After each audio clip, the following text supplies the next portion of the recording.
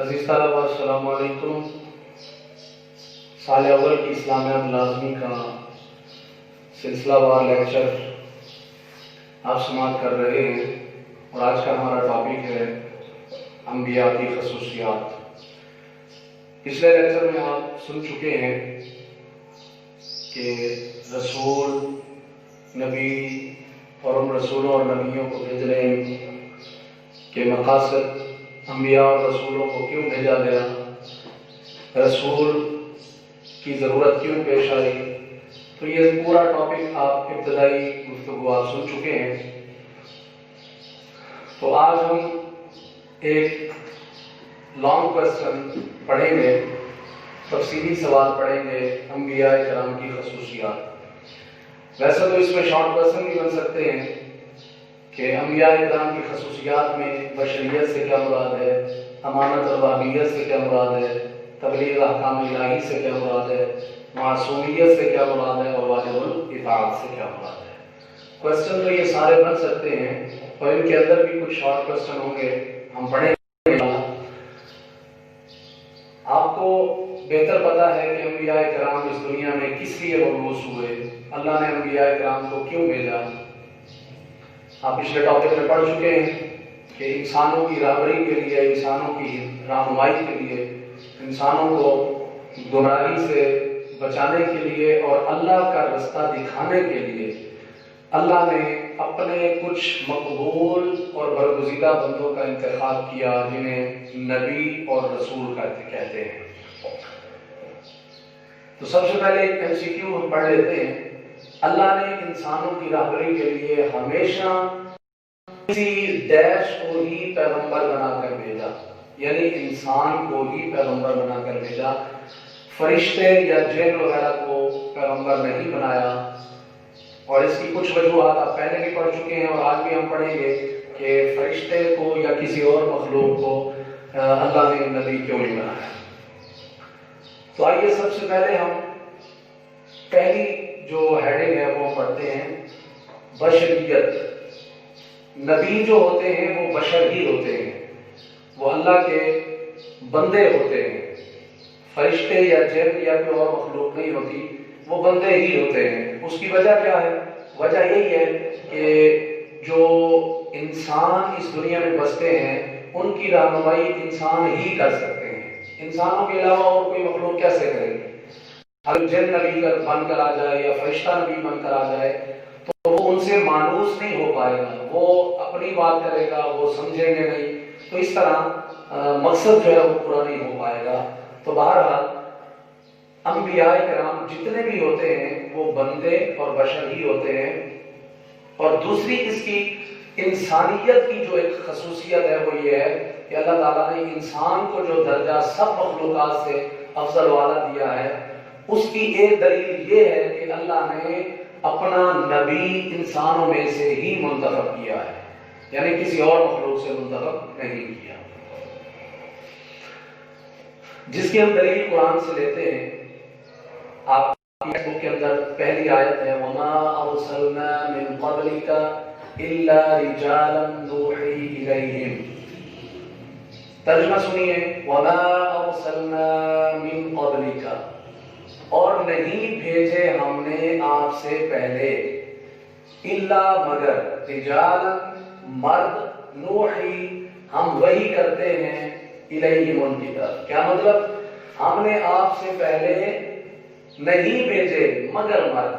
کیا مطلب؟ نہیں، آپ سے پہلے ہم نے جتنے بھی رسول بھیجے وہ سب کے سب مرد تھے، یعنی انسان تھے، بشر تھے۔ نوحی الیہم، ہم ان کی طرف وحی کیا کرتے۔ اس آیت سے دو باتیں واضح ہوتی ہیں۔ ایک بات تو یہ ہے کہ اللہ نے اپنے پیارے نبی صلی اللہ علیہ وسلم سے پہلے جتنے بھی انبیاء کرام بھیجے وہ سارے کے سارے مرد تھے، انسان تھے، بشر تھے۔ ایک تو یہ دلیل مل گئی کہ نبی بشر ہوتا ہے۔ وہ بشر کیسا ہوتا ہے یہ الگ بات ہے، نبی بشر ہی ہوتا ہے۔ تو وہ بشر عام بشروں جیسا نہیں ہوتا، وہ انسان عام انسانوں جیسا نہیں ہوتا، بلکہ وہ انسان کامل ہوتا ہے اور بہت سی خصوصیات اور اوصاف کا حامل ہوتا ہے، کیونکہ انبیاء ایسے اوصاف اور صفات کے حامل ہوتے ہیں جو کسی اور انسان میں نہیں ہوتی، لہذا وہ انسان کامل ہوتا ہے، وہ بشر کامل ہوتا ہے۔ بہرحال ایک دلیل تو یہ ہمیں ملی کہ نبی بشر ہوتا ہے، اور دوسری دلیل کیا ہے؟ دوسری بات اس میں یہ ہے کہ اللہ فرما رہا ہے کہ اے پیارے نبی، ہم نے آپ سے پہلے جتنے بھی رسول بھیجے وہ سب کے سب مرد تھے۔ اس کا مطلب یہ ہوا کہ اللہ فرما رہا ہے کہ ہم نے آپ سے پہلے جتنے بھیجنے تھے بھیج لیے، اب آپ کے بعد اور کوئی نبی نہیں آئے گا، تو لہٰذا یہ آیت ختم نبوت پر بھی دلیل پیش کر رہی ہے۔ تو ابھی میں کہہ رہا تھا کہ اس دنیا کے اندر نبی فرشتے یا جن کو نہیں بنا کر بھیجا گیا۔ کچھ لوگ یہ اعتراضات کرتے تھے کہ نبی فرشتہ ہونا چاہیے، نبی جن ہونا چاہیے، یا فرشتہ اللہ کا مقرر فرشتہ ہونا چاہیے نبی۔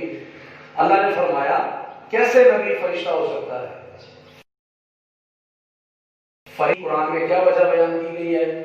آئیے دوسری آیت ہم دیکھتے ہیں۔ قُلْ لَوْ كَانَ فِي الْأَرْضِ، اگر ہوتے زمین میں، اللہ اپنے نبی سے فرما رہا ہے کیا کہا؟ نبی قل، آپ فرما دیں، لو کان فی الارض، اگر ہوتے زمین میں ملائکۃ، فرشتے، اگر زمین میں فرشتے ہوتے، مطمئنین یمشون، پھرتے، مطمئنین بستے، یعنی اگر اس دنیا میں فرشتے ہوتے، یہ جو رہنے والی مخلوق ہے، اگر یہ انسان نہ ہوتے، فرشتے ہوتے، تو لنزلنا، تو ہم نازل کرتے علیہم، ان پر، یعنی ہم ان کے لیے بھیجتے، من السماء، آسمان سے، ملکن، فرشتہ، رسولہ، رسول بنا کر۔ اللہ فرماتا ہے اگر اس دنیا کے اندر اب تو انسان بستے ہیں، اگر دنیا میں فرشتے بستے پھرتے، اگر اس دنیا کے اندر رہ باشندے فرشتے ہوتے، تو پھر ہم آسمان سے بھی فرشتہ نبی بنا کر بھیجتے۔ چونکہ اس دنیا میں، زمین میں فرشتے نہیں ہیں، زمین پر رہنے والی مخلوق جو ہے وہ انسان ہے، اس لیے ہم نے نبی بھی بشر اور انسان ہی بنا کر بھیجا۔ دوسری ہیڈنگ ہے امانت اور واقعیت۔ اس کے اندر دو چیزیں ہیں، ایک ہے امانت اور دوسرا لفظ ہے واقعیت۔ امانت کیا ہوتی ہے؟ آپ سمجھتے ہیں کہ امانت جو کسی نے آپ کو کچھ دیا ہے، اس میں خیانت نہ کرنا، رد و بدل نہ کرنا، اس کے مطالبہ کرنے پر مقررہ وقت پر اس کو اسی حالت میں واپس لوٹا دینا، اس کو کہتے ہیں امانت۔ اور دیانتداری بھی ایک چیز ہے۔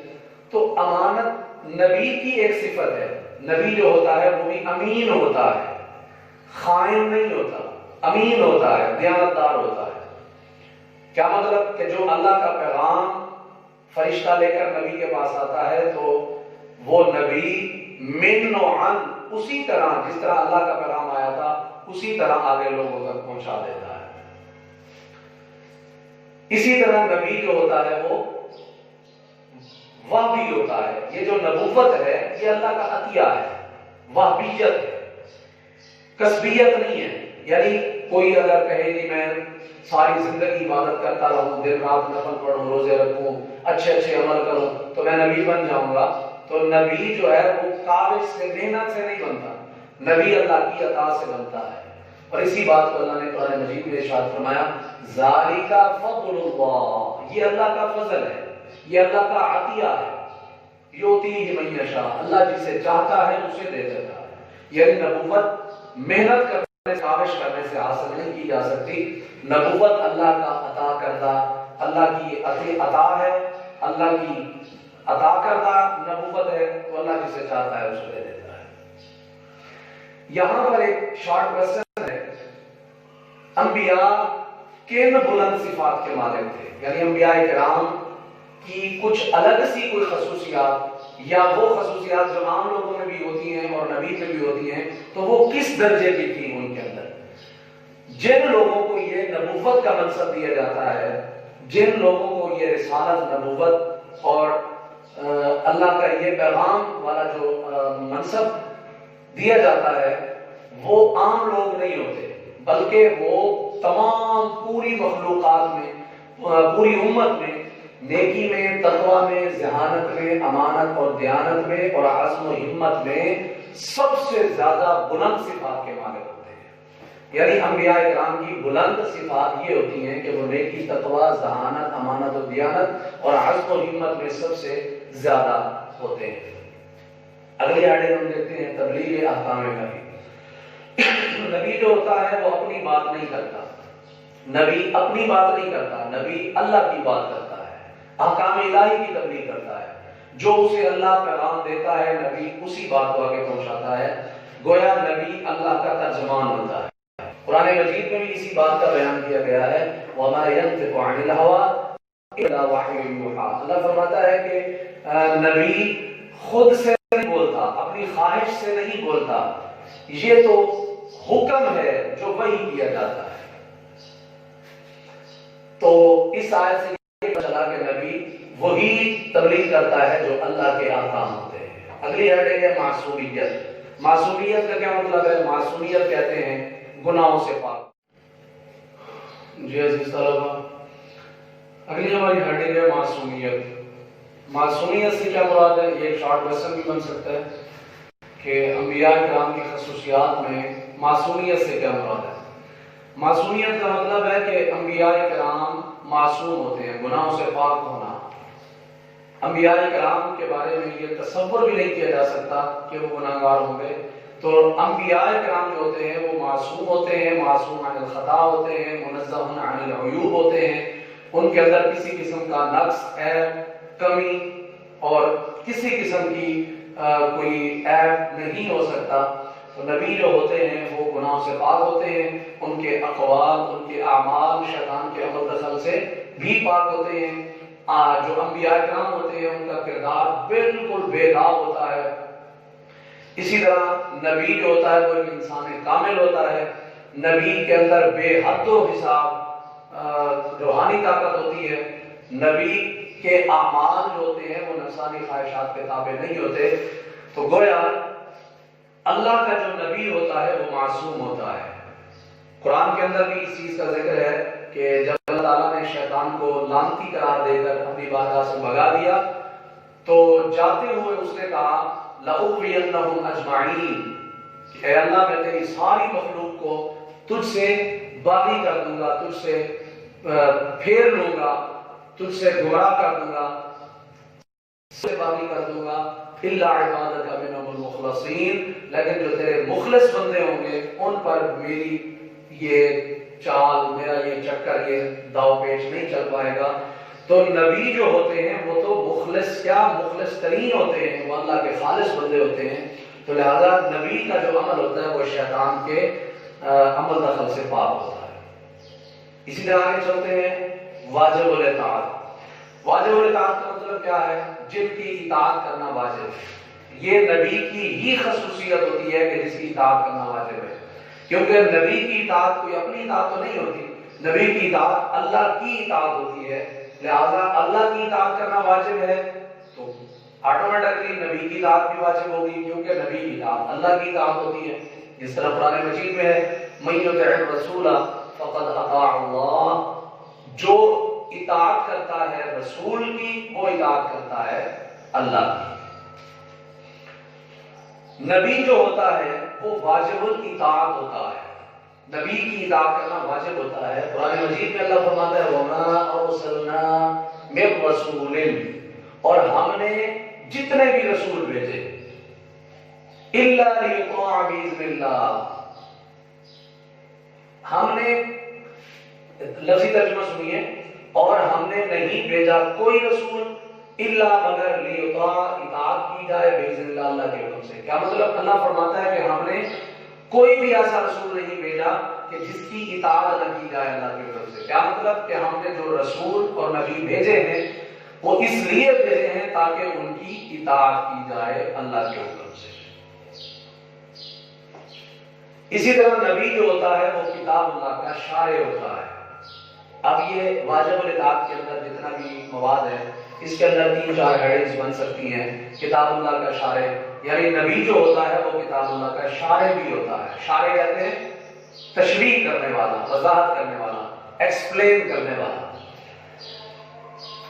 جو اللہ کی تعلیمات ہوتی ہیں وہ ڈائریکٹ لوگوں کو سمجھ نہیں آ سکتی، نبی ہی ہوتا ہے، رسول ہی ہوتا ہے جو اللہ کے احکامات اور اللہ کی جو کتاب کے اندر جو فرامین ہیں ان کی وضاحت کرتے ہیں۔ اسی طرح نبی امت کا معلم اور مربی ہوتا ہے، یہ بھی ہیڈ منصب بھی ہے، معلم اور مربی۔ معلم کس کو کہتے ہیں؟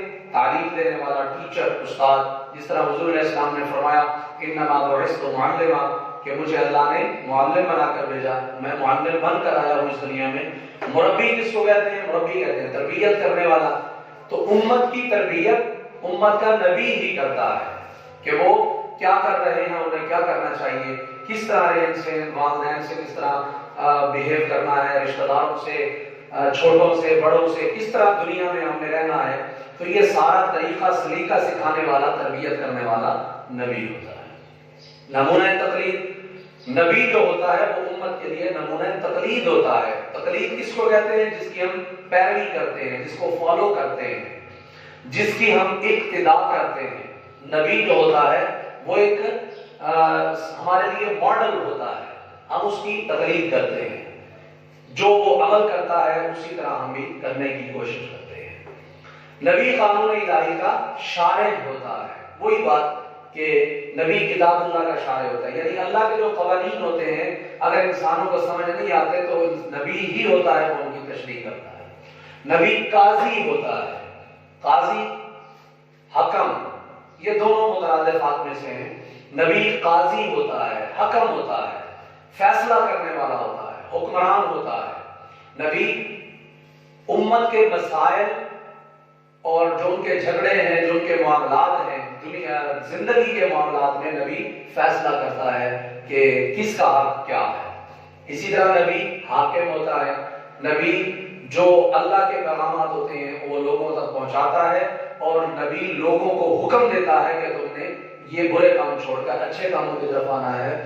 تو گویا انبیاء کرام کی کافی ساری ہم نے خصوصیات پڑھی، ان میں سے یہ آخر میں یہ بھی ہیڈنگ ہم بنا سکتے ہیں، کتاب اللہ کا شارح، معلم و مربی، نمونہ تقلید، قاضی اور حکم۔